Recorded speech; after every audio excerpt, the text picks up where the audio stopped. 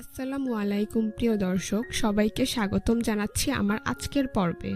আজকে আমি আপনাদের মুড়ি, ডিম আর টমেটো দিয়ে সম্পূর্ণ নতুন এবং অসম্ভব মজার একটি নাস্তা তৈরি করে দেখাবো। অল্প সময়ে এবং অল্প উপকরণে তৈরি এই নাস্তাটি অতিথি আপ্যায়নে কোনো রকম ঝামেলা ছাড়াই তৈরি করে নেওয়া যাবে। তো চলুন রেসিপিটি দেখে নিচ্ছি। এই রেসিপিটি তৈরি করার জন্য প্রথমে একটি মিক্সিং বলে একটি ডিম নিয়ে নিচ্ছি।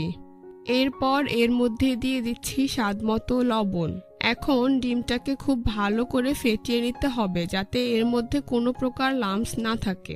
তো ডিম ফেটানো হয়ে গিয়েছে। এ পর্যায়ে এর মধ্যে দিয়ে দিচ্ছি একটি টমেটো কুচি। টমেটোগুলোকে আমি এভাবে পাতলা করে কুচি করে নিয়েছি।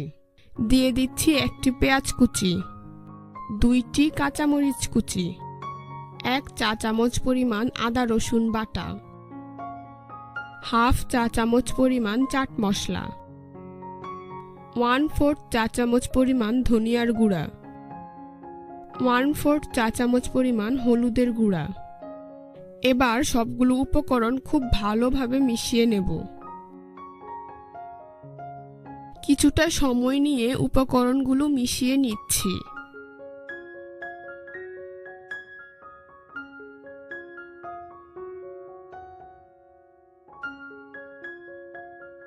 তো আমার মিশানো হয়ে গিয়েছে।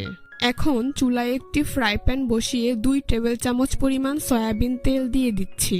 তেল গরম হয়ে আসলে ডিম টমেটোর মিশ্রণটি দিয়ে দিচ্ছি। কিছুক্ষণ অপেক্ষা করে এবার এগুলোকে নেড়ে দিচ্ছি। আপনারা দেখে নিশ্চয়ই বুঝতে পারছেন কাজটি আমি কিভাবে করছি।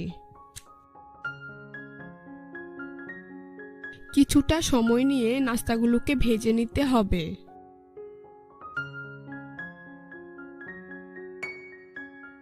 কিছুক্ষণ পর পর নাস্তাটি নাড়তে হবে যাতে পুড়ে না যায়। চুলার আঁচ মিডিয়াম টু লোতে রেখে সম্পূর্ণ রান্নাটি করতে হবে। এখন ঢাকনা দিয়ে ঢেকে রাখবো প্রায় 5 থেকে 7 মিনিটের জন্য। এ পর্যায়ে চুলার আঁচ লোতে রাখতে হবে। 5 মিনিট পর ঢাকনা উঠিয়ে নিচ্ছি।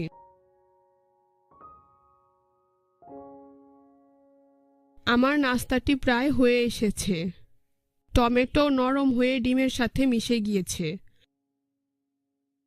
এখন এর মধ্যে প্রায় 1.5 কাপ পরিমাণ মুড়ি দিয়ে দিচ্ছি।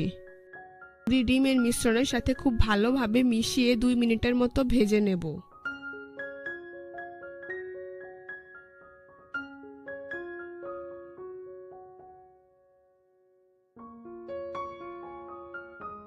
এর মধ্যে 1 চা চামচ পরিমাণ সরিষার তেল দিয়ে দিচ্ছি। সরিষার তেল দিলে তা নাস্তার স্বাদ দ্বিগুণ বাড়িয়ে দিবে। কিছুক্ষণ ভেজে নেওয়ার পর এর মধ্যে 2 টেবিল চামচ পরিমাণ ধনিয়া পাতা কুচি দিয়ে দিচ্ছি। ধনিয়া পাতা মুড়ির সাথে খুব ভালোভাবে মিশিয়ে নিচ্ছি। তৈরি হয়ে গেল ডিম, মুড়ি আর টমেটো দিয়ে দারুণ স্বাদের মুখরোচক একটি বিকেলের নাস্তা। এখন চুলা বন্ধ করে পরিবেশন করে আপনাদের দেখিয়ে দিচ্ছি।